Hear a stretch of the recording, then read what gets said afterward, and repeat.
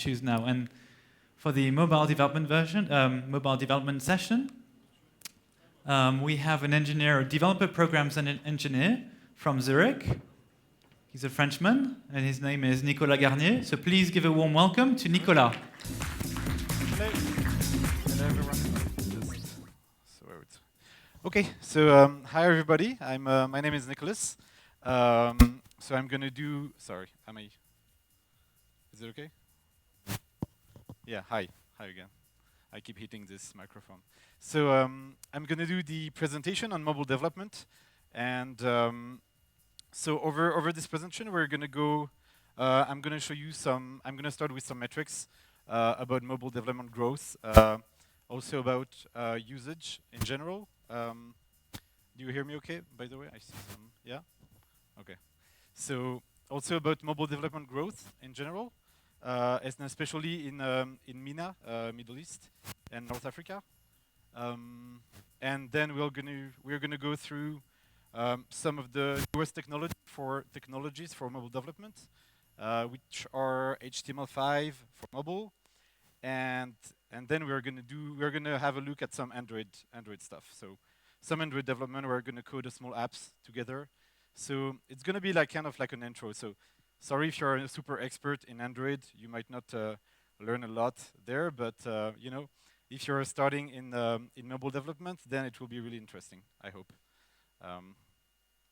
So first, who has already developed for mobile in the room? Can you please raise your hand? That's it? Come on. Don't be shy. Yeah. And so what was it? Who has developed, was it more web apps? Who has been developing web applications for web interface? Or was it more Android? Android? Yeah, or was it iPhone? It's really bad. All right. Okay, so first, why do you have to develop for mobile? So right now we're seeing a real growth in the internet connections in general all over the world. That's, I mean, pretty much everybody knows that. What's really important here is that mobile internet grows much faster right now than like landline connections. More and more people are using their mobile devices to connect to the internet. So in Europe, since the WebKit devices, I mean iPhone and Android, those fancy devices arrived, people are finally starting to use their phone to go on the web a lot. Some markets are exploding, like Africa and India. We'll see some metrics right after this. And also as I said, it's growing faster than desktop. And in some countries, several times faster. That's more for like sub-Saharan Africa. Some countries in Africa, people are buying, very cheap phones and use them to go on the internet, as they cannot always have access to an expensive desktop computer. And especially since landline connections like ADSL are sometimes very hard to get. So who are these people? I know you've been asked already, but so could you please raise your hand? Who has like the, those fancy devices like Android or iPhone? Yeah?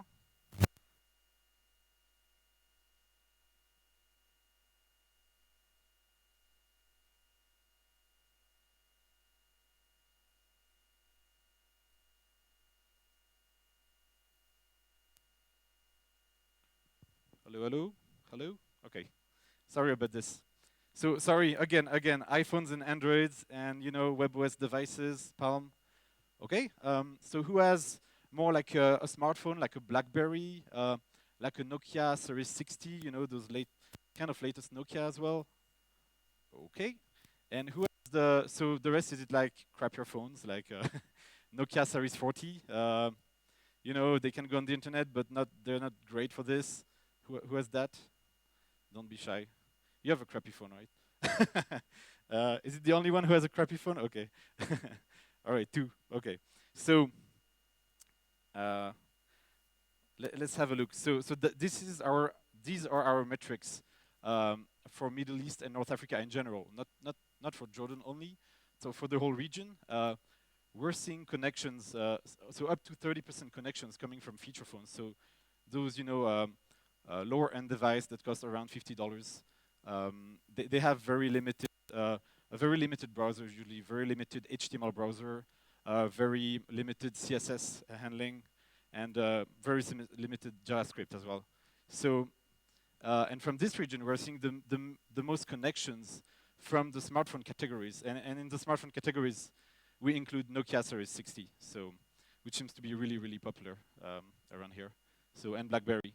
So those usually have like a really, really nice, they have good support for CSS, good support for JavaScript, good support for HTML, though they don't have like the, latest cool features like HTML5, like, nice touchscreens, etc., that we find on what we call superphones. So superphones is going to be Android and iPhones, which account for, approximately 10% of the connections from this region.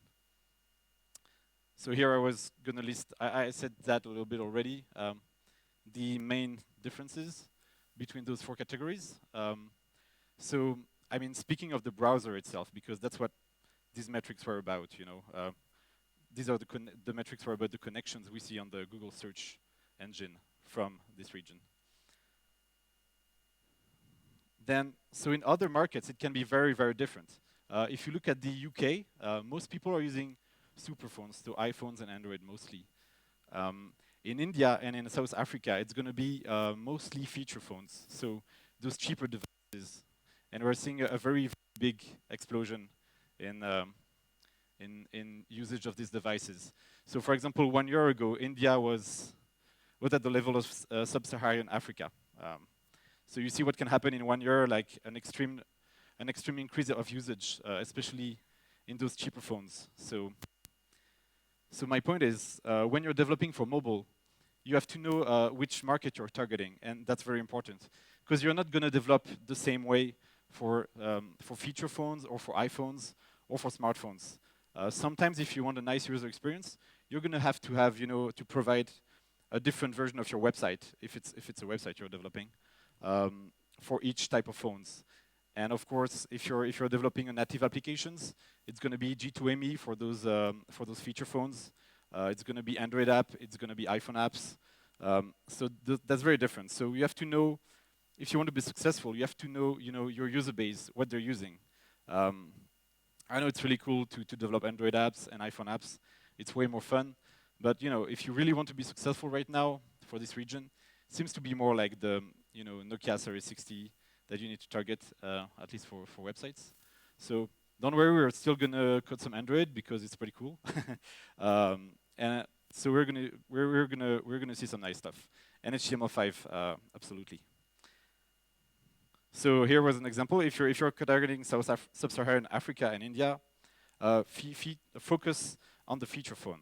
Focus on those lower-end devices. That's really important there. And use more like SMS services. They have really poor internet connection. It's coming, but for now, it's those SMS services are very, very popular. And in Europe, it's going to be people who uses their phone to go on the internet are mostly going to use iPhones and Android. So what about development for mobile? Yeah, so that's the end of the salesy, businessy part. Now we're going to look at more technical stuff. It's going to be nice. But first, we're gonna look at we're gonna list what are the challenges when you want to develop for mobile. So as I said, browsers are very different. Limited CSS JavaScript support depending on the browser. Various image formats. Some browsers do not support, for example, PNG. Remember, Internet Explorer 6 didn't support PNG, so imagine a Nokia Series 40. Cache limits, screen dimensions is very important. Those lower-end devices has very small screens, as well as input mechanism, who can be very different. For example, you're going to use, on those feature phones, it's usually going to be those keyboard with like only the numbers and those D-pad. Whereas on the latest devices, you're going to have touch screen, voice input. You've seen demos. So you can use all that, and it's going to play on how you develop your application. So there are some solutions. So usually, if you develop a website for mobile, you're most likely to develop different versions of your website for each types of device. Here, for the image part, when I said they don't support PNG or you need to display a smaller image, that was just a side note. App Engine has this API. You can actually resize images on the fly. That was just a side note. So you can use that to actually show different versions, your image within different dimensions. About showing your different version of your websites for each devices, you're going to have to use user agent detection. So who in the room knows what a user agent is? Please tell me. Oh, 2 people. Okay, 3, 4. Okay. So I'm going to explain 5. So a user agent is a string, actually an HTTP header that the browser you're using is going to add to the request, to the HTTP request that's going to be sent to your server. So when you develop a website and you have a web server, you can actually detect, you can actually read this user agent value, and you can detect with which browser the user is connecting, and using this technology, I mean using this you can actually display filter, filter users and redirect them or show them a different version of the website. So that's 2 examples of user agents. The first one is a Chrome user agent.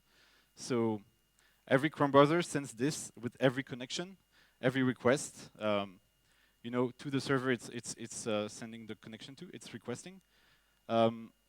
The second one is BlackBerry is going to be the user agent for the BlackBerry browser, BlackBerry 8800. So basically, as I said, you can filter all this, but it's going to be really, really complicated to keep a whole list of user agents because there are hundreds and hundreds of different ones. So there is this pretty cool project I want to show you, which is called Wolf. So you can actually use this project to, you're going to give him the user agent, and it's going to tell you which kind of browser it uses. So you don't have to care about the whole, list of user agents. You just tell him, oh, here is the user agent. What does this browser do? Is it a device, a mobile device? Is it an advanced browser? Does it support HTML5? It can tell you all this. So I'm just going to show you a little example quickly. So that's Java. So who develops in Java? You tell me? Wow, cool. So me too. And who uses PHP then? PHP, okay, fair amount. The rest, is it .NET? .NET, okay, yeah, it's bad. And who does Go? Go, the Google programming language? Nobody has ever used this? It's too bad. There was going to be a mug for this person. So yeah, no, too late. We'll see. I'll give more mugs then. I'll find some other stuff. You guys should look at this language. So here's a Java servlet where I'm using the Wolf the Wolf project. So in the first part that's in bold, I'm just initializing the project. And here is what interests us. So you can actually very quickly detect, for example, which kind of browser it is in just 3 categories like this. It's very easy. So by using these few lines, I can actually know if the browser is an advanced browser, which is going to support the latest version of HTML and CSS, or if it's a simple HTML browser, which support you cannot use fancy CSS stuff, and if you're connecting with a usually WAP only enabled device, which support only WML, you can quickly detect like this with those few lines. So I wanted to show you. Let me click here. So whoever is downloading movies should should stop right now. I have loaded it here. So I'm going to use Firefox. There's a good reason. So I installed a plugin which lets me fake user agents. So with this plugin, you can actually, fake the connection. So here I set up a few user agents. I can fake as a connection as an iPhone 3. I can fake a connection as an Alcatel OneTouch 708 and as a Nokia Series 30. So usually if I connect as an iPhone, and if internet is working, yeah, it tells me advanced browser.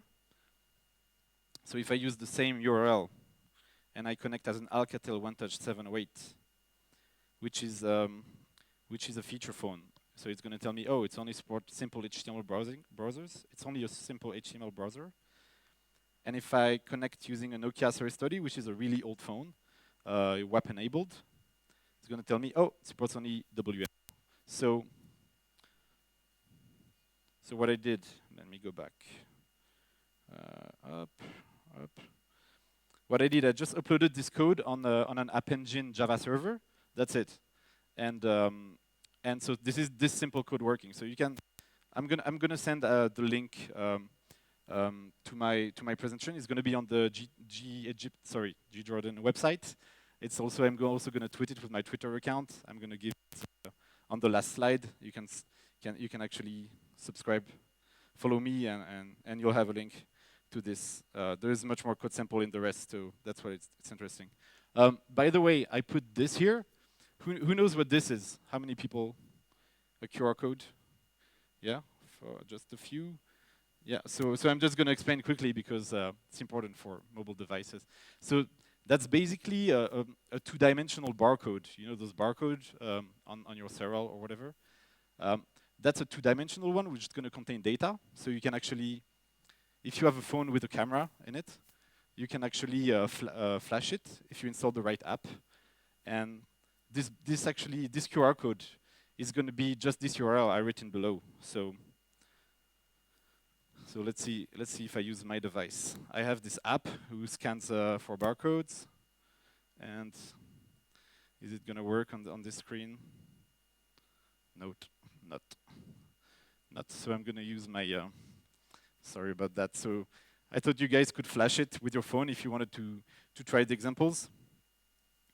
But here, so I actually read that on my screen, and it detects it's the wolfdemo.appsode.com URL.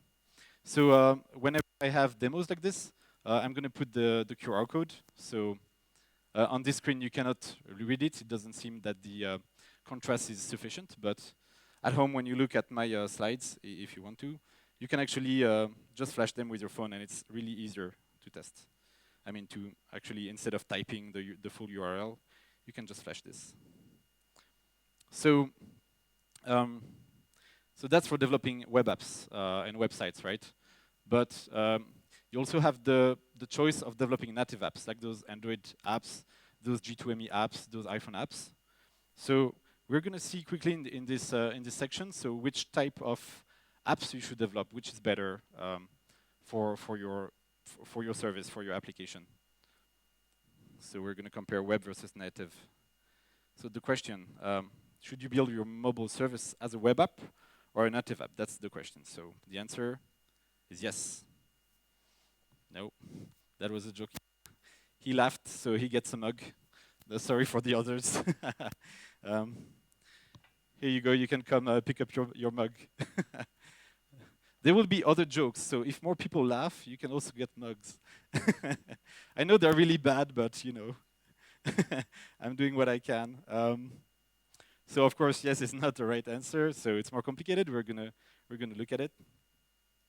So this is the case for native apps. So when you build a native app, you're gonna have access to the full device capabilities, right? So if you build a G2ME app, you're gonna have access to the camera if the device has a camera.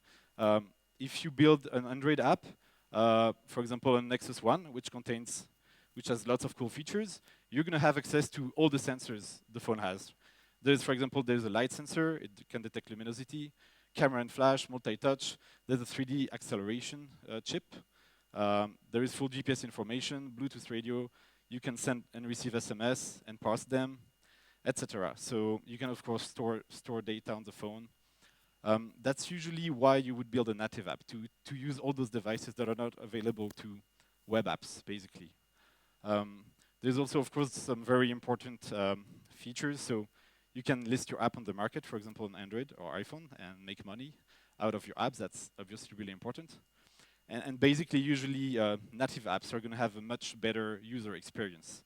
People prefer to use native apps than just web apps. You know, it's painful to use a browser. It's not always, you know, the buttons don't look the same. Usually, you have a unified user experience with native apps. So though there's a slight problems, so when you develop a native app, you have to consider all those operating systems. If you want to touch a broad range of people, you're going to have to develop your app for J2ME, for Windows Mobile, for iOS, for Android, for BlackBerry, blah, blah, blah. So you're going to have to develop your app 10 times, basically, if you want your app to be available to anyone, using different programming languages. So it's pretty painful, right? You also have to consider all these different formats. Sometimes the API can differ whether you're using a tablet, or a phone, etc. So, and you've heard of Google TV, which is Android-based. So it's also slightly different APIs. So, and soon, what's going to happen? Fridge, washing machine, cars, USB desktop aquarium. No, that was the other joke. Who laughed? Who laughed? No, too many people. You don't get a mug. So, and how about 2015, right? There are probably going to be more operating systems, mobile operating systems coming up. So it can be more and more complicated, right? So the web is still going to be there, I guess, in 2015. That's why you should build web apps, right? Is when you build just a web app, one web app, you have broad reach to everyone, right? Everybody can just access your app. For example, if you're a bank and you're building a portal, a web tool for your users, you probably don't want to build an Android app first, right? Because maybe only 1% of your users are going to be able to access, to use this app, right? You probably first you want to launch, you want to build a web app, that's optimized for mobile, so that everybody with a mobile phone can access it first, and then so that's my point afterwards. My point of view is you should build the web app first to touch everybody, and then build native apps to optimize the user experience. Of course, if you need those cool features, if you want to use the light sensors, etc., you have to build a native app, all right? But if you can do without, my advice is build a web app first. And especially, I come back to this slide, especially since HTML5 brings us device features that were only available on the device before to the web. So we're going to see that just afterwards. So we're now going to look at all you can do with HTML5 devices. I mean, HTML5 enabled browsers. As I said, HTML5, some part of the HTML5 features are features that were previously reserved for client apps. For example, geolocation using the device, for example, GPS, or device orientation, knowing how your device is oriented, or storage, that kind of stuff were only available to native apps before. Nowadays, HTML5 is bringing those features to the phone, basically, to the browser. So there is much more in HTML5, right? So if you guys want to see HTML5 completely, you should go to that website, www.html5rocks.com. Go there. It's like really graphic, really nice. There's this cool demo, where Sebastian moves his laptop and you see the logo. That's there. So you should go there and check it out. So, and unfortunately, HTML5 is only available on latest phones. So iPhone, Android, WebOS devices. So Palm Pre, for example. Though it's the future, right? I mean, for example, Android phones are getting cheaper and cheaper. So all the markets that don't have a lot of those super phones coverage. As these devices get cheaper and cheaper, right now there's, I think, Taiwanese or Chinese manufacturers is building one for $200, whereas 1 year ago the cheapest one was like 500.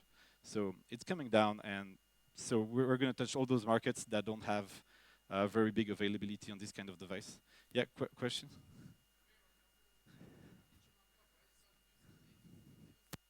So, can you say it again? Apps, the main role of them that they can use the device features that you talked about. Now HTML5 started using some of the features, Yes. like device orientation. So we might get to a point where we don't need any more native apps. Yeah. We're going for the web. Even we can use the cam, everything, and all the specifications of the phone and everything. I agree. So as HTML5 is developing itself, more and more features, you get a mug. Bravo. Can you give a mug to this person, please? Yeah, I have lots of mugs now. Nobody coded Go, so um, yeah, I agree. I agree that more and more you know, device only. I mean, native apps only features are going to be supported in HTML5. But so the point is, HTML5 is more of a standard, and standard always take usually a long time to like catch up with innovation, right? So right now the innovation is on the device. For example, the luminosity sensor, the light sensor, it's nowhere to be supported, I guess, in HTML5. I mean, I haven't seen any proposals, so I'm sure it's going to be supported one day, but right now, if you need to use the luminosity sensor or any other type of specific sensors, you're going to have to build native apps. And so phone builders, they add sensors all the time, right? So now you've seen this new, the Nexus S, there's an NFC sensor, near field communication. All this, so this is new, and you have to wait a lot until it's picked up by HTML5 and it's implemented in all the browsers. So we'll see. And now we're gonna actually try some of those features quickly. We're gonna look at some code and try it on my phone. I hope it's okay. So just to show you how easy it is. So for example, this is how to use geolocation. Geolocation is basically those simple two lines right here. You add this event listener, get current position. So no, this one is not actually an event listener, the further one. So this is going to give you the current position on a one-time basis. You just ask for the position right now. You have other events. If you look at the spec, I put a link right there, where you can actually, for example, follow the person. It's going to fire an event, as the person is moving. So you can check the specs. For now, I'm just going to show this simple one. So it's very easy. Just get the current location. You use this method. You pass it. I pass it to this method, which is just going to display a simple Google map. So I'm going to try it on my device. If I get internet, stop downloading movies, please.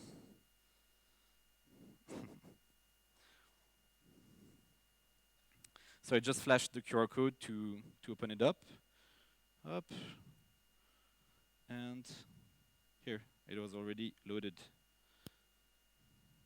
So it should have detected where we are. I guess it's pretty accurate. I don't read Arabic, so I guess it's right. And I actually put the location, written the location in this div up there. So that's our location in latitude and longitude. So just to show you how easy it was to get this.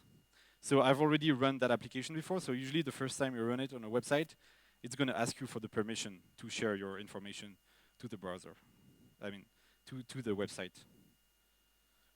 So now let's see another new feature that's only available on mobile and actually touchscreen mobile browsers. So there's a few new listeners, JavaScript listeners. So I forgot to ask, who codes JavaScript? Who knows what? And I've used JavaScript here. Is it? Come on, it's more people. All right, yeah, pretty good. So, and I hope the rest you kind of know what it is. So it's the programming language you can actually put on websites. So it's executed client side, just in case. So here are actually three listeners, because there's also the touch move. There are that you usually would have to use instead of on mouse down, on mouse up, on mouse move, on touchscreen devices. Because for example, the on mouse down or on mouse up don't fire. Usually clicks fire if I tap the screen. If I actually move my finger like this, an on mouse down event will not fire. So you have to use those new events. So here I'm simply using it quickly, a small demo. There's going to be a yellow box, and it saying touch me, and if I touch it, it says ouch. So quickly. Up.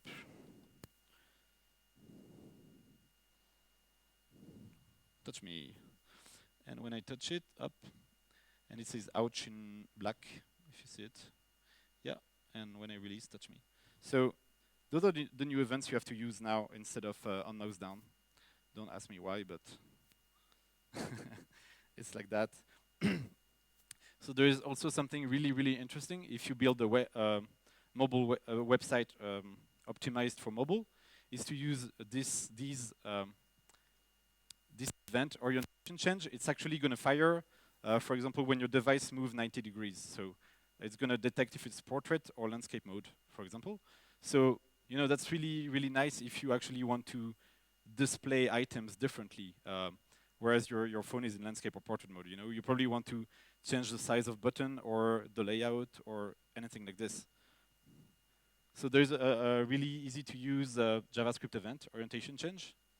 So what I'm going to do here, I'm going to write landscape when the phone is in landscape mode and portrait when it's in portrait mode in this div. So really easy. I'm going to do 2 demos at once. I'm actually also going to use those new CSS media queries. So you can also use those CSS media queries to actually apply different CSS, whereas your phone is in portrait or landscape mode. So for example, here it's really not that useful, but the background color is going to be transparent when my phone is like this, and red when my phone is like this. So we're just going to try this. So barcode scanner, really convenient. Up. Oops. All right. So here it says I'm going to move it portrait, and if I move it like this, it's going to detect the on-change event here. So landscape, and it's red. So I don't know if you can see landscape due to the contrast. I promise you, there's written landscape on my phone. You'll have to trust me on this. So that's really nice, right?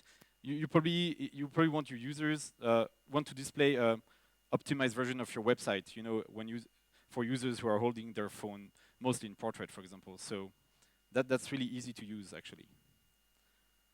And there's also device orientation. So what I mean by device orientation now is actually accessing the values of the angle of the orientation of your device. So you've seen the presentation made by Sebastian, right? It's really cool. He moves his laptop, and there's this Chrome logo who moves, right? Because we have an accelerometer in the MacBook Pro. There's also accelerometers in iPhones and Androids. So unfortunately, I'm gonna do the same quick demo. It was right here. That's the demo you've all seen from Sebastian. Unfortunately, this is not yet available on Android, but it is on iPhone. So, well, now you know. So, iPhone 4.2 supports these events. I hope we're going to support it really soon because that looks bad.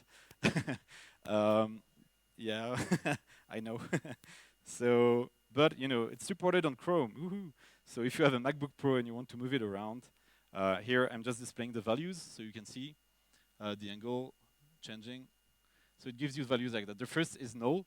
The first value is actually the compass value. So it's actually this orientation. So there is no compass on the MacBook Pro. That's why you're getting null. But if you try with an iPhone 4 right now, you're going to have a value because there's a nice compass in it. All right, now the shame is over. We can move on. Next. Now we're going to actually do some Android development together. So who already has done Android dev? Okay, so good, because it's not super advanced. It's going to be, well, you're going to see. I keep the surprise. So want to develop an Android native app, good choice. So I'm repeating myself maybe, but all the cool stuff that are, on native apps is, all these things. I've made the list before. You've all seen the speech-to-text demo. It's pretty cool. You can use SMS processing. You can use sensors. As I said, there's a light detector, proximity detector, accelerometer, compass, the new Nexus S has NFC. There's some phones who have a thermometer. You can detect the temperature, geolocation, as I said, etc. OpenGL, which is really cool. I'm going to show you a quick demo. I know nothing about OpenGL, right? But because it looks super good, I'm going to show you on my phone what some people can do with OpenGL. So actually, I think most of the Android device have a chip with 3D acceleration enabled, so it supports OpenGL. I'm gonna show you what can be done. I can't show you any code. I'm really bad at OpenGL. Up. So, for example, that's a presentation. That's a demo given by Qualcomm, the manufacturer of this chip. So you can see it's 3D. For example, I can stop the animation at any moment and turn around this cool tank. So, and keep playing. Actually, how do I keep playing? Up. Oh, I stopped it now, too late. So, what's really cool in this demo, you have a tank, it goes around. Yeah, here it keeps going. There's a robot that arrives, explosion, blah, blah, blah. It's really cool. So, I don't think we have games like that. So that's all 3D, right? So guys, if you know OpenGL, please develop cool games like that in 3D. Another question. I have time to take a question, right? Sorry? You can tell me? Okay. I can talk to you afterwards, all right? Sorry, we don't have much time for the rest of the presentation. Can you give a mug to this person, please? He's gonna teach me OpenGL, so that's at least worth a mug. You've also all seen this speech-to-text demo, right? So what's very interesting with this is, so you all seen this cool, this cool demo where they speak to each other. It translates that to text, then translate it to another language, blah blah blah. So what's interesting is you can use that within your own apps. You can actually, it's actually like that. Any apps can actually use features of any other apps that if the developer chose to, open this. So for example, I'm just going to show you my crappy. So I've built a really crappy app. You're gonna see.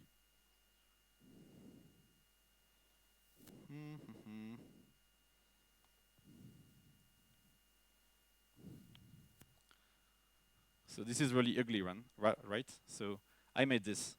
That's not like a cool, fancy Google app, right? So just to show you that anybody using building, your app, you can use this.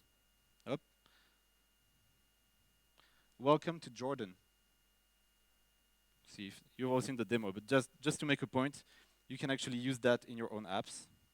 When we get stop downloading movies.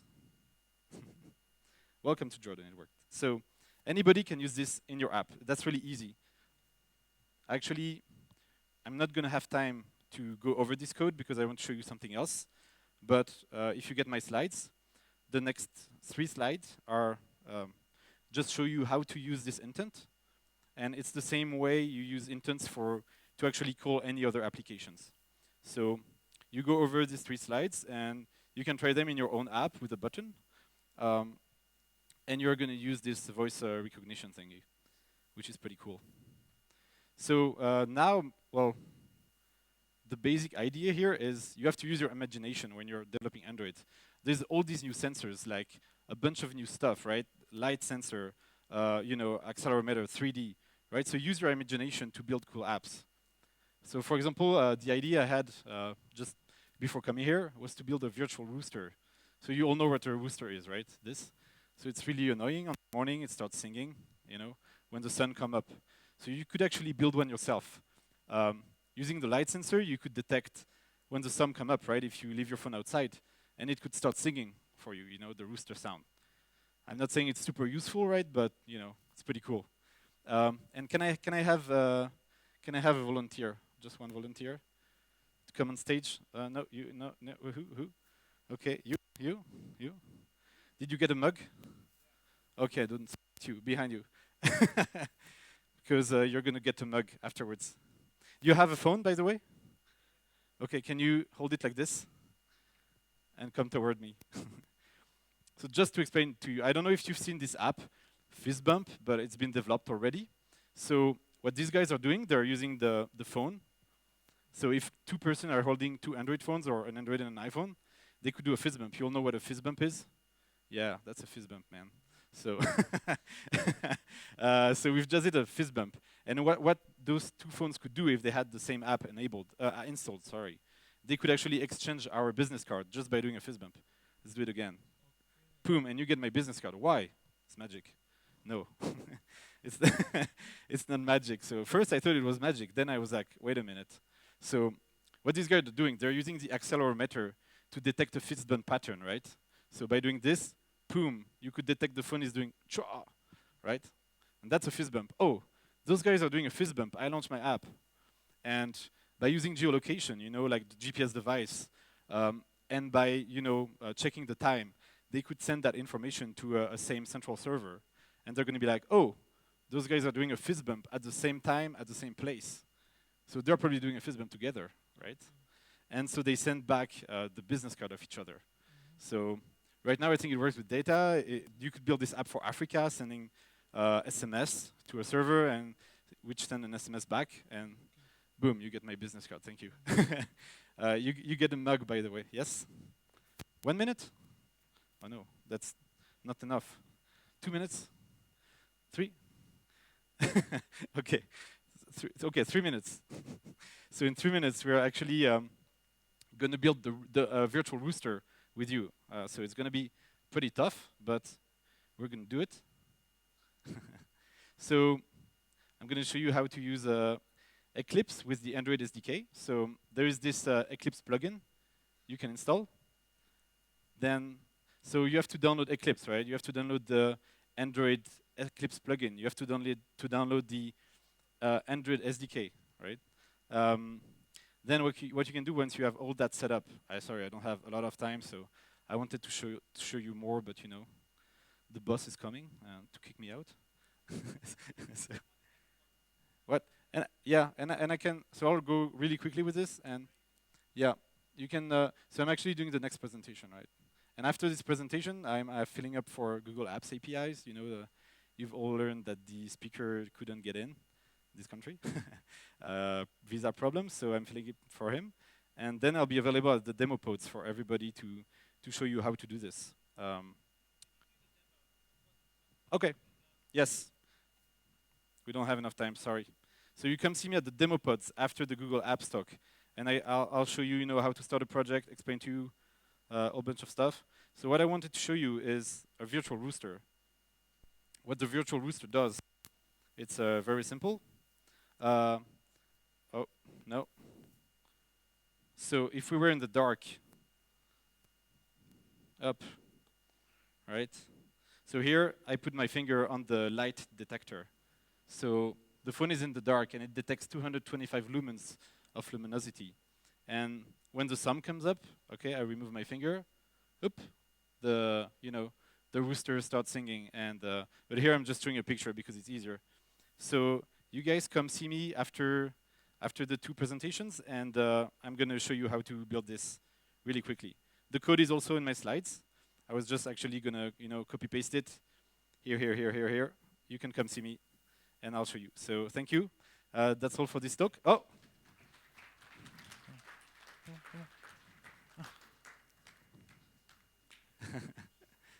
It's almost working. And that's my Twitter account. I'm gonna, tweet the link to my slides, etc. And don't hesitate to add me. Thanks a lot, everyone.